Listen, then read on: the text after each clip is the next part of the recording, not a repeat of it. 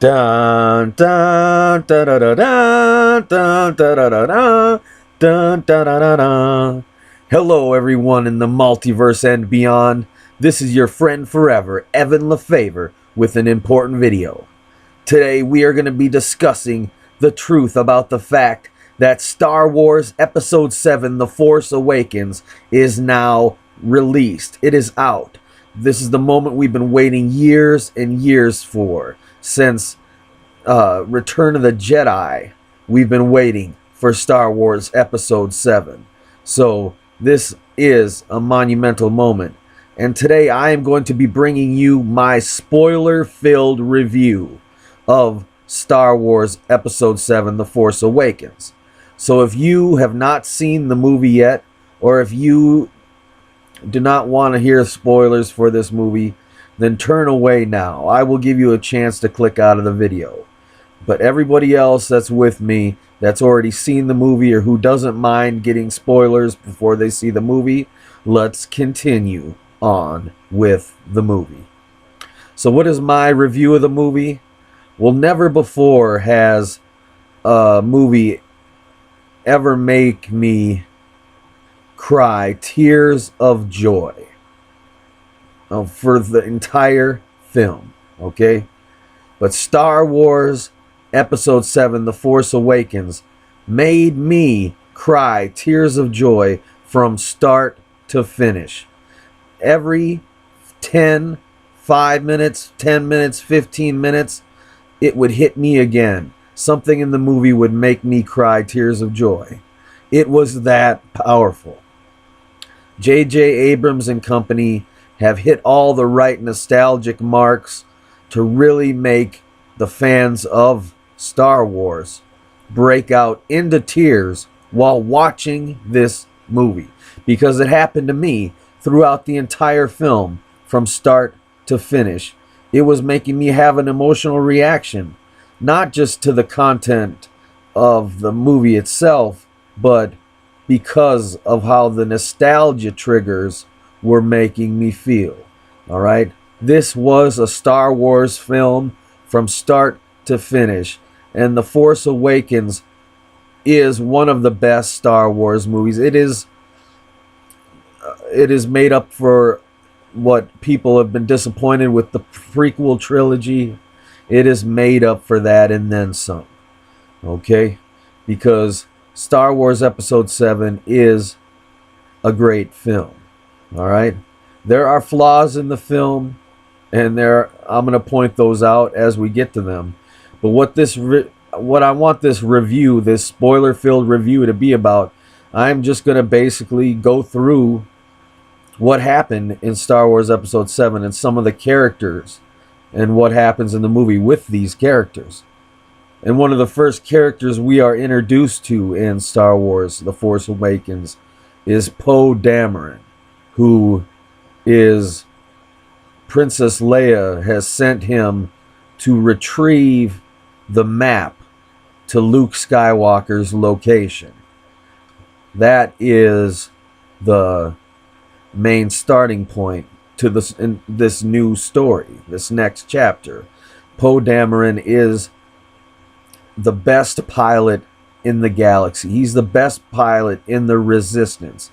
He's well known for his ability to pilot vehicles and his ability to get the job done. And he is a really likable guy. And you will want to see more of Poe Dameron. As a matter of fact, one of the flaws of The Force Awakens is we don't really get to see enough of Poe Dameron's character. And you end up wanting to see more of his character. And hopefully he'll have more to do in the sequel. All right? But he is your typical Resistance fighter. He is the, how Luke Skywalker and Anakin Skywalker were great pilots. He is the greatest pilot in the galaxy. All right? And he gets captured. And he, when he is trying to retrieve the map to Luke Skywalker's location, he gets captured by Kylo Ren, and he is taken aboard a spaceship, and they are from there. Kylo Ren tortures him and tries to get him to reveal where he put the map to Luke Skywalker's location. All right, and while he is there, there is also another character involved, the character of Finn. All right, and Finn is named Finn by Poe Dameron himself, because Finn is a stormtrooper played by John Boyega, who he's a stormtrooper who is morally opposed to the First Order. All right, so he is a stormtrooper. He was raised to be a stormtrooper. As a matter of fact, he wasn't given a name. He was given a number, a serial number.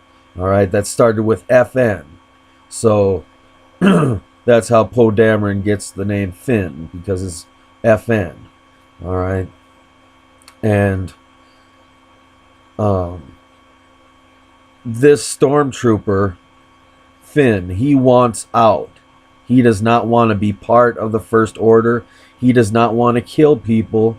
He does not want to follow the orders of this corrupt organization known as the First Order, because they are pure evil, and he can see that, and he does not want to be part of it whatsoever. So he rescues Poe Dameron, and they escape on a TIE fighter, and they travel to Jakku to retrieve the map to Luke Skywalker's location.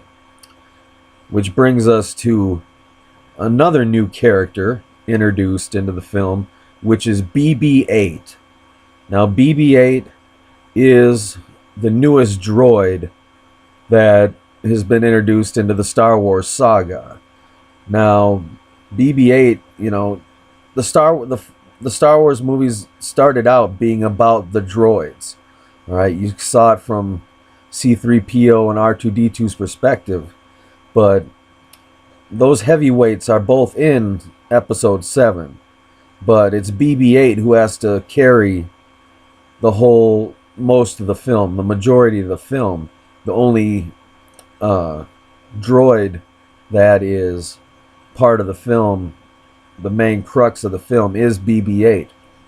And BB-8 is cute, and it does provide comic relief, and it has a great personality. You start to fall for BB-8.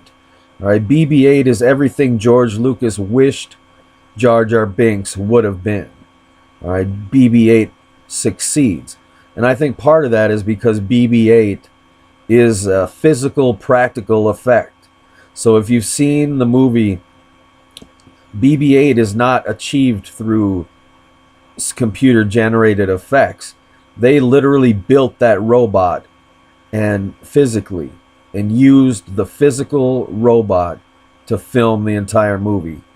All right, maybe it's computer generated in a couple scenes here or there. I don't know. But I do know that they actually built that robot, and for the majority of the film used an actual robot, an actual BB-8 that was remote controlled. And so you like this new character, this new droid, and the BB-8 is where Poe Dameron hid the map to Luke Skywalker's location, which is a throwback to how Princess Leia hid the Death Star plans in R2-D2. Okay, so Poe Dameron, his droid is BB-8. That's Poe Dameron's droid. So he sends, before he gets captured by Kylo Ren, he sends BB-8 off with the plans, and they go off. They part ways, and he promises BB-8 that he will come to find him. All right. So John Boyega's character Finn and Poe Dameron, they crash land their TIE fighter on the planet Jakku, and they get separated. for a little while. All right. So the movie follows John Boyega's character, who now meets this new character, Rey, on the planet Jakku. All right. But before we talk about Rey, let's talk a little bit about Kylo Ren. All right. So who is Kylo Ren? All right. Let's just say right now. I mean, you're here for the spoilers. Here are the spoilers. All right. Kylo Ren is the son of Han Solo and Leia, Princess Leia. He is their son. And before the events of Episode 7, Kylo Ren was named Ben Solo. And Ben Solo was trained by Luke Skywalker. Luke Skywalker took on Ben Solo as his apprentice, and he taught him the ways of the Force and taught him how to manipulate the Force and be strong with the Force and be a good Jedi. But Kylo Ren turned on Luke. Ben Solo turned on Luke, his master. He turned on him, and he joined the First Order and decided to go down the path of the dark side, but you don't know why. All right, they don't explain why in Episode 7, but they do tell you that yes, Kylo Ren was originally trained by Luke Skywalker until Kylo Ren turned on him and decided to go down the path of the dark side. So Kylo Ren is Darth Vader's grandson, and there are scenes in the movie where Kylo Ren apparently is communicating to Darth Vader's Force ghost, or else he just believes that he's talking to Darth Vader. Either way, there's scenes in the movie where he is talking out loud to Darth Vader. All right, but it is this new character, Snoke, played by Andy Serkis. It is his character who turned Kylo Ren to the dark side and is pushing him toward the dark side. But there's some cheesy parts to Kylo Ren's character because there's a part in the movie where he is talking to Darth Vader's Force ghost, apparently, and he's like, "Oh, I can feel the light side tugging at me, but you can help me get back to the dark side. Help me get back to the dark side." And this is kind of cheesy, but Kylo Ren is an interesting character because he's a conflicted character. All right, he still has his humanity, even though he's done all these terrible things, but he is an evil dude. And another thing that's pretty funny about Kylo Ren is he has these temper tantrums where he busts out his lightsaber and just starts hacking things to bits around him. So there's a couple times in the movie where Kylo Ren just goes nuts with his lightsaber and takes out everything around him. But you can tell that Kylo Ren is really strong with the Force because he is a part of the Skywalker lineage. He is part of the Skywalker bloodline. He is Anakin Skywalker's grandson. All right. So, which brings us to, before I go to another subject, Kylo Ren with his mask off, he does look like a Skywalker. He looks like he could be not only Han Solo's son, but he looks like he could be Anakin Skywalker's grandson too. He has a similar look to Hayden Christensen and Luke and Han Solo. He looks the part and he plays the part perfectly. So Adam Driver did a great job playing Kylo Ren. He's a good villain. He's a really evil villain, and he he likes looking into people's mind using the Force. He can read people's thoughts. So he does this multiple times in the movie. And he is basically the big bad guy of the franchise now. You know, his character literally wants to take Darth Vader's place and follow in his footsteps, and that is exactly what his character is doing for the franchise. He's the, Darth Vader's replacement. It needs a good bad guy. But it's set up in episode 7 that he is conflicted between being on the light side and the dark side. Right? He gives clues that there is a conflict inside him but we don't know, because it's never answered in this movie what happened with him and Luke Skywalker before the movie happened during his training. All right, it's never talked about. But we meet Rey, and Rey is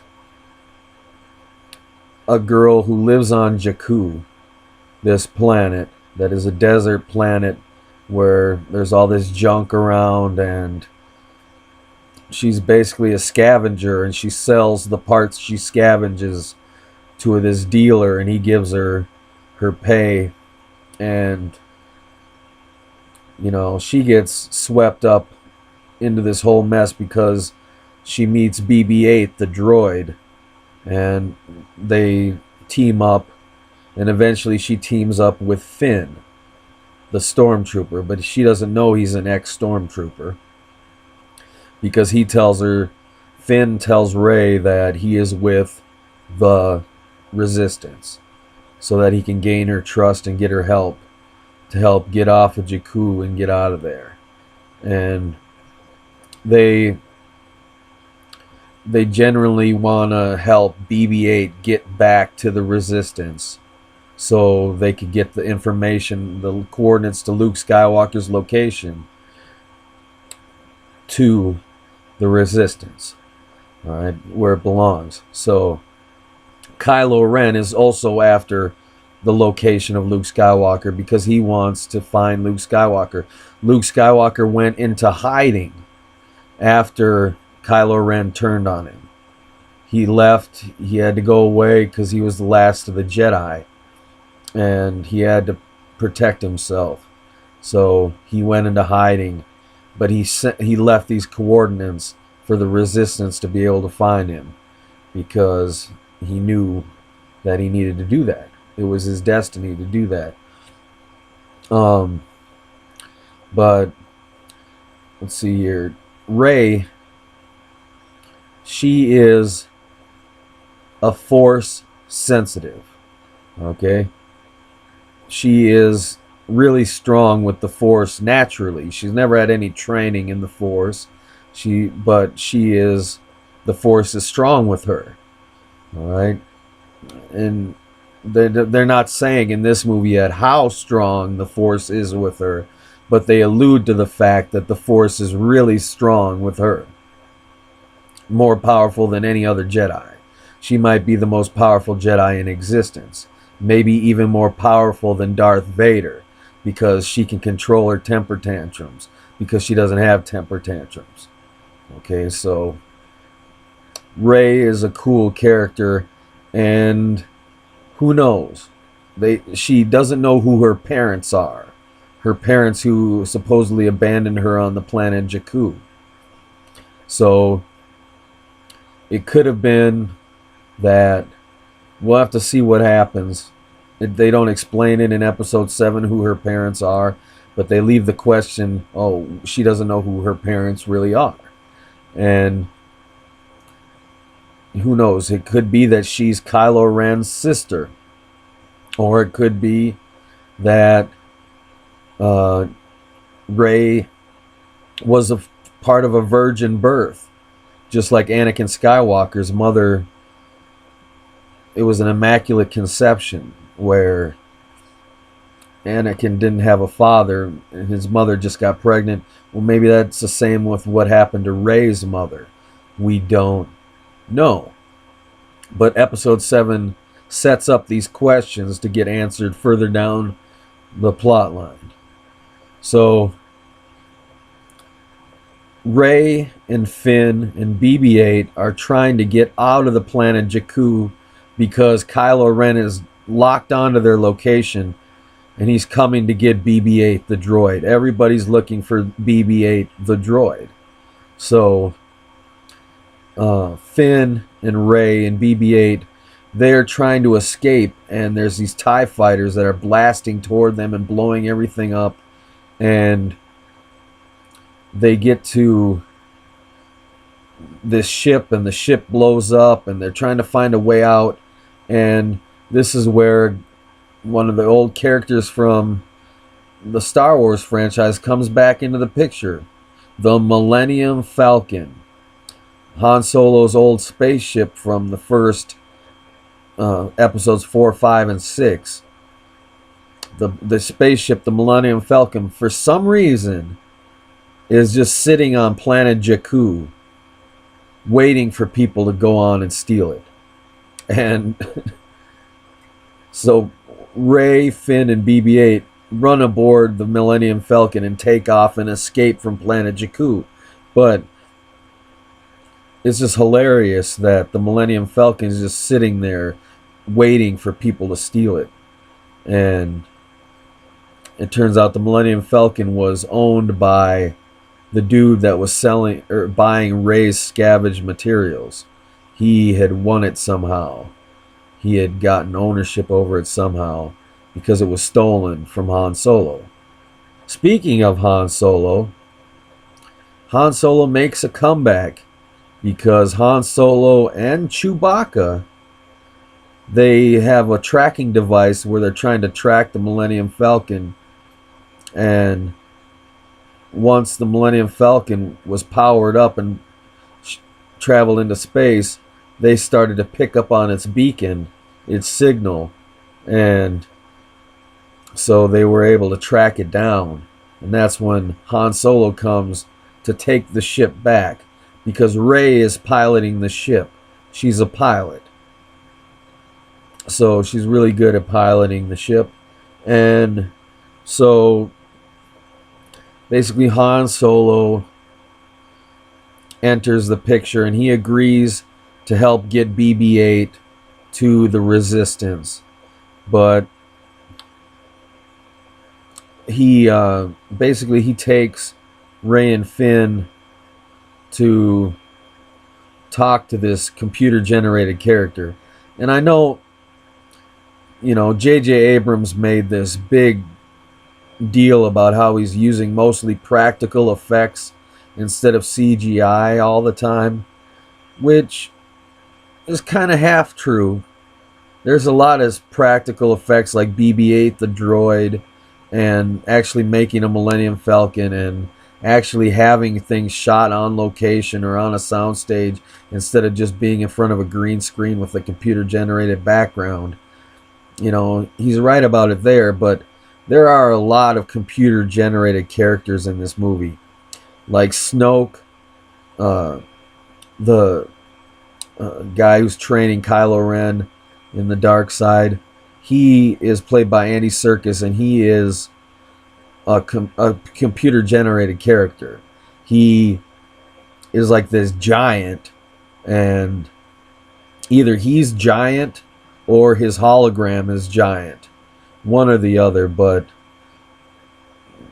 General Snoke, he looks like just a CG character, and he's always in the shadows, and I don't know. We'll have to see where it goes, but it's a CG character. I wish it could have been a practical effect, or a real character, but instead it's a fully CG character. Alright, and there's other main characters, like this character that introduces Rey and Finn to the lightsaber, Luke Skywalker's old lightsaber. They don't explain in the movie where Luke Skywalker's lightsaber came from, but there were scenes shot, and I remember some spoilers that were released when this film started filming, that said the movie would open up with Luke Skywalker's severed hand holding his lightsaber. It was flying through outer space and landed on a planet where, the CG character picks up the lightsaber and takes it. Well, they never explain any of that. That scene isn't in episode 7. You don't know how this computer generated character got Luke Skywalker's lightsaber. The blue lightsaber that his father, Anakin Skywalker, used as a Jedi and even used to kill the younglings in episode 3, kill all the young Jedi children like he did in episode 3. So this lightsaber has a lot of history behind it, and I think in earlier cuts of the movie, I think Kylo Ren was looking for this lightsaber as well, but you can tell that his character wants this lightsaber because Kylo Ren, he has Darth Vader's half-burnt helmet, as you've seen from all the trailers, and he talks to this helmet. So basically, Luke Skywalker trained Kylo Ren, and you find that out later in the movie. So Rey comes into contact with the lightsaber, and she is force sensitive. So she touches the lightsaber, and it causes her to have a Jedi dream, a Jedi premonition about the future and about the past and about all this different stuff all at once. It causes her to have this ripple in the force that she experiences. And she refuses to touch the lightsaber. She doesn't want to even touch the thing. So this computer-generated character gives the lightsaber to Finn instead. And they go and they basically, in the film, they meet up with Princess Leia finally. And Princess Leia gets brought back into the movie, back into the fold, and her chemistry with Han Solo is still there. They're not together anymore, but you find out she had a child. You find out pretty early in the movie that Kylo Ren is Han Solo's child. And Princess Leia and Han, now General Leia, she's now a general in the Resistance, they both want their son back. They want him to return from the dark side and come back to the side of good. And they, that's their goal. That's their deepest desire. And so, they go on this mission. They go on this mission to save Rey, because Rey gets captured by Kylo Ren. All right, and she's taken because he thinks he can read her mind and see the plans or the map to find Luke Skywalker. So he thinks he can read her mind and find Skywalker's location. So what? I don't want to go through the whole movie and tell you everything that happens. I don't want to explain all the events of the movie because you've probably already seen the movie. I just want to hit the big notes. And one of the biggest notes in the movie is the confrontation between Han Solo and Kylo Ren, where you find out Kylo Ren's real name is Ben, and that he's conflicted. And there's this great scene where Han Solo tries to talk Kylo Ren into coming home and stopping all this evil madness.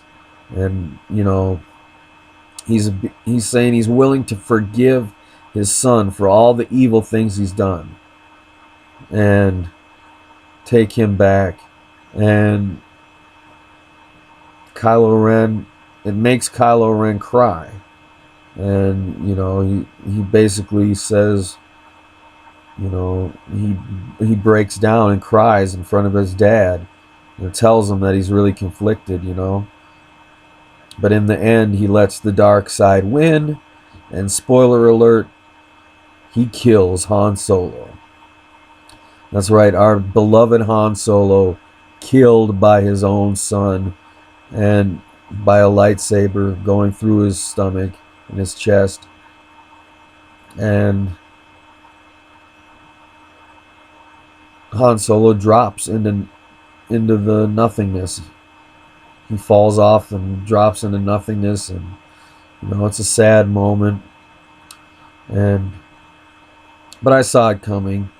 And I think everybody saw it coming, that that's what was going to happen. We didn't want it to happen, but it did happen. One of our most beloved characters meets his demise at the hand of his own son. So there's this big lightsaber confrontation at the end of the movie where Finn... Well, before we talk about that, we should talk about Kylo Ren's interactions with Rey. So Kylo Ren takes Rey aboard his spaceship, and he's trying to use the Force to affect her mind. And this is her first experience with the Force. Okay, and she starts to she starts to discover that she is strong with the Force. She didn't know it until now, but she is strong with the Force. So she learns how he is using the Force to beam into her mind. And she reverses it on him and starts beaming into his mind using the Force. And then she starts using the Force on him. So there's some cute scenes where she is shackled up and she's trying to use a Jedi mind trick on a stormtrooper, and it keeps failing. And then she finally is successful with the Jedi mind trick. It's pretty good. If at first you don't succeed, try again. And as you've seen Rey do, she tried and tried again, and she succeeded. All right, and so to make a long story short, there's this epic lightsaber confrontation in the end where Kylo Ren, who's obviously strong with the Force and has a badass lightsaber, he fights off Finn. And Finn has a lightsaber, the blue lightsaber of Luke Skywalker and Anakin Skywalker. And he tries to fight off Kylo Ren. And Kylo Ren ends up winning. He almost kills Finn. And when Finn hits the ground, the lightsaber goes flying. And you see Kylo Ren start trying to use the Force to make the lightsaber come to him. And I saw it coming a mile away, but it was an awesome moment. You see Rey using the Force to grab the lightsaber, and it comes to her instead of him. And then she turns the lightsaber on and starts kicking, going toe-to-toe with this guy who has all this combat training, but she's a good combatant as well, growing up on Jakku. She can hold her own in a fight. And she really takes to this lightsaber and starts taking chunks out of Kylo Ren left and right, and she almost kills him. And she would have killed him if the planet didn't stop splitting apart, because the Resistance is trying to blow up this Death Star 2, or Death Star 3 I should say. It's like they call it a star killer or something, and they basically, the Resistance has found a weak spot in this planet. It's like the Death Star on steroids. The Resistance, or the First Order, they use this weapon to destroy multiple planets at once. The Death Star could only blow up one planet at a time. This new Death Star can blow up 4 or 5 planets at a time in one shot. But the trick is, it's not just a Death Star, but it's built inside of another planet. So to destroy the Death Star, it's not a Death Star, but to destroy this new Death Star, they need to destroy the planet as well. So the planet literally the ground separates Kylo Ren from Rey before she could kill him, and she's able to escape. We don't know what happens to Kylo Ren. He's still alive. Hopefully he escapes, because I'm glad they didn't kill off Kylo Ren, because he's one of the most interesting new characters, because he actually has a really cool character arc, and like I said, he's conflicted, and so it'll be cool to see where his character goes from here. I just wish there was a prequel where we see him getting trained by Luke Skywalker and why he turned on Luke Skywalker in the first place. But I'm sure that's what we'll learn in the sequel. Now, speaking of Luke Skywalker, from the beginning of the movie, when they do the Star Wars crawl with the yellow letters going up, well, it's all about Luke Skywalker. Luke Skywalker, the last Jedi, and the First Order is trying to find his location so they can kill him. And blah, blah, blah. Luke Skywalker this, Luke Skywalker that. It's all about Luke Skywalker, but you don't get to see Luke Skywalker until the last minute of the movie. This dude isn't even in the movie for a minute. I should have had my stopwatch out to tell you how much screen time Mark Hamill has as Luke Skywalker in this movie. But I will tell you this, it is badass. Luke Skywalker looks like a complete badass. And I think that all of us Star Wars fans should chip in to protect Mark Hamill until at least Episode 8 and Episode 9 are filmed. Because it would really suck if something happened, God forbid, if something happened to Mark Hamill before Episode 8 comes out. Because they say the whole first Episode 7 is all build up to Rey meeting Luke Skywalker. Because Rey has traveled to where Luke Skywalker's location is, and she has come there to train in the Force under him. And you get to see Luke Skywalker for like less than a minute. I don't know how long he's in the movie for, but he looks awesome. Like, Mark Hamill looks freaking awesome. All right, so that's how the movie ends. The movie ends on a high note. It's a cliffhanger ending. Gets you excited about where the future of the movies are going to go. And I loved it. I thought it was great. I had high expectations for the film, but my expectations were almost exceeded. There are some corny lines and a little bit too much comedy in the beginning of the movie, but it was a great movie. Was it the follow-up we wanted? I wish there would have been more Luke Skywalker in the movie, but I guess we'll have to wait until Episode 8. It's going to be a long wait for Episode 8, but it will be worth it, I am sure. Star Wars gives us all a reason to live a while longer so we can see that next Star Wars movie. All right? It is that powerful. So the movie's pretty good. The action scenes are all right.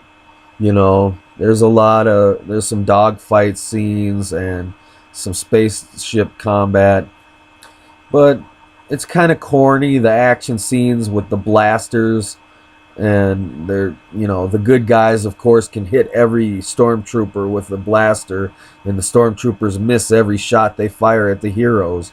It's action movie cliche, but it's played out as we've seen it before and millions of times in movies. So it's just there for fodder, it seems like, because like I said, it's just the good guy aiming and hitting their mark every time with the blasters, and then the bad guy missing every time they shoot with their blasters. So I don't know, but it doesn't detract from the movie. There's not a lot of there aren't too many there isn't a flaw in episode 7 that detracts from the movie. The Force has awakened. All right, the Force, it has awakened, and we'll see what happens next. There's rumors in episode 8 that Hayden Christensen is going to return to reprise his role as Anakin Skywalker. So either he is a Force ghost in the next movie, or he is a clone, or whatever. We don't know yet. All right, and hopefully we will find out that Kylo Ren and Rey are brother and sister, or maybe they're cousins, or maybe Rey was a product of a virgin birth, an immaculate conception, just like Anakin Skywalker was. How cool. If you saw episode 1, you know that Anakin Skywalker, his mother got pregnant without having a father, without having sex. She just magically got pregnant one day and brought the baby to term and gave birth to Anakin Skywalker. Well, what if the same thing happened with Rey? What if her mom got pregnant without having sex, and just like Anakin Skywalker, Rey was born? What if we find out in episode 8 that there is a prophecy that a new chosen one would be born? Well, we will see. We will see, because you don't know who Rey's parents are yet.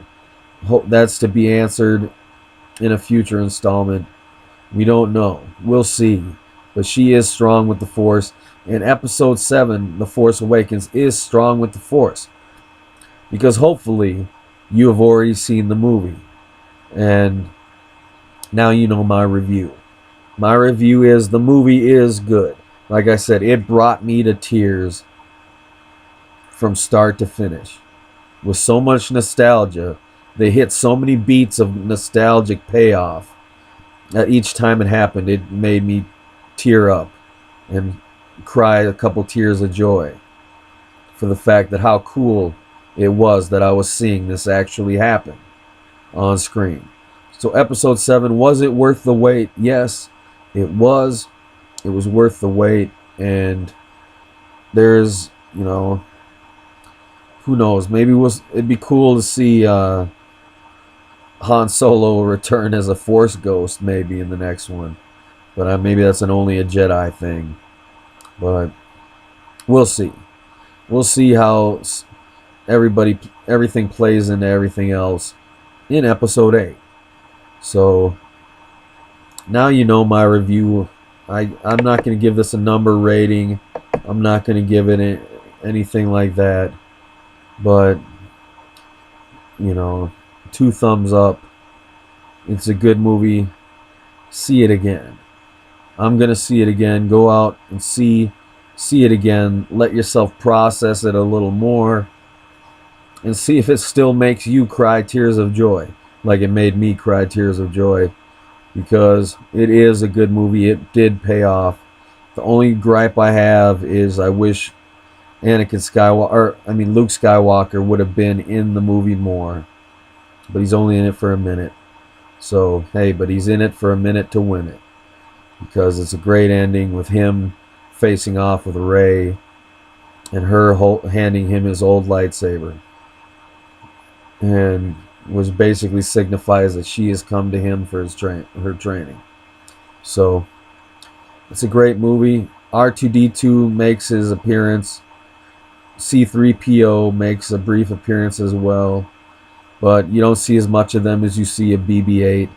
But maybe in the future we will see more C-3PO and more R2-D2. Because, BB-8's great, but we can't just have it be an R2-D2 replacement. They can coexist. They can both exist in the film and still be great.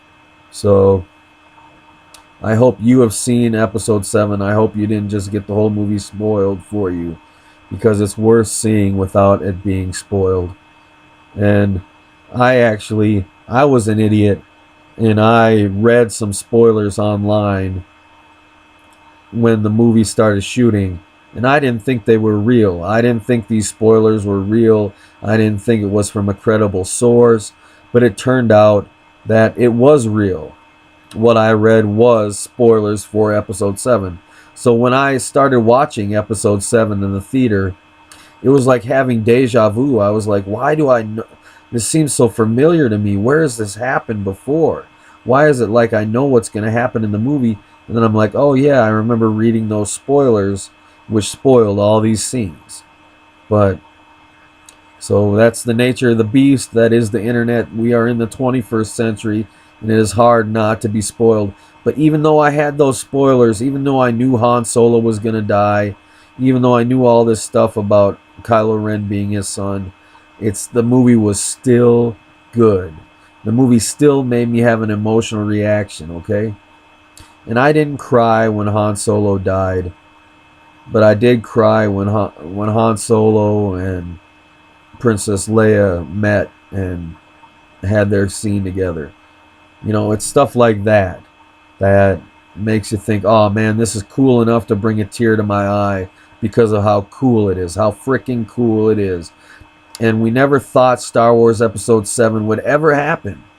And that's why it is so freaking cool. And that is why you should go out and see Episode 7 again.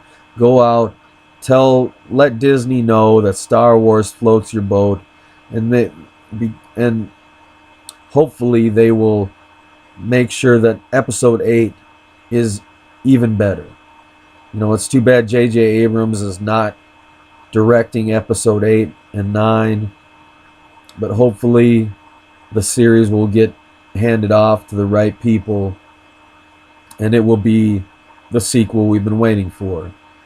The original Star Wars trilogy, episodes 4, 5, and 6, they were all directed by different directors, and they were all co-written by different writers along with George Lucas. And so it's very possible that hopefully Star Wars Episode 8 will continue being a good Star Wars movie, and will continue the legacy of the good Star Wars movies. And I'll tell you, you know, Episodes 1, 2, and 3, the prequel trilogy, they're not as bad as people make them out to be, but they're not that great either. They're not very good at all, hardly. But as action fodder, action movie, you know, whimsical fantasy action movies, you know, they're actually pretty decent films. But Episode 7 definitely feels like more of what a Star Wars movie should feel like. And the lightsaber battle at the end was vicious and edgy, and, you know, it wasn't a bunch of it didn't seem like it was choreographed to be like some cool looking fight, but it actually made you scared that one of these characters could die. Like, you didn't want them like, I didn't want to see Kylo Ren die, because I want to see more about that character. They make you want to know more about that character and see where that character is going to go. So they succeed in making you kind of curious about the villain. So it's a good movie. Star Wars Episode 7. This has been my long 50-minute spoiler-filled review, but now you know everything of that pretty much that happens in the movie. But if you've already seen it now, there's just a refresher course. So go see it again, and when it comes out on Blu-ray, make sure to purchase the Blu-ray, because it'll be cool to see if they put on any of the deleted scenes that we didn't get to see that got cut from the movie, because I'm curious as to what got cut out. Because in those original spoilers that I had read that came true, one of the parts that didn't come true is a scene where you found out that Rey was Kylo Ren's sister. So who knows if they are going to continue with that plot line, or if they changed the course they were going to take with that. But it could be a spoiler for Episode 8 that Kylo Ren might be related to Rey. But we didn't hear Han Solo talking about a daughter at all. Right? We didn't hear Princess Leia talking about a daughter, but they did talk about their son. So who knows? I could be completely wrong. Like all the people who thought Kylo Ren was Luke Skywalker. Sorry to say it, you were wrong. For all of you who thought that Jar Jar Binks was going to be a Sith Lord in Episode 7, you were wrong. Sorry to debunk you right now with the truth. But what I've shared with you is the truth about Episode 7. And I am your friend forever, Evan Lefavor. So thank you so much for tuning in. Thank you for being a good Star Wars fan. And I will see you next video. Until then, don't forget to subscribe to my channel if you're new. And I will see you next video. Bye-bye.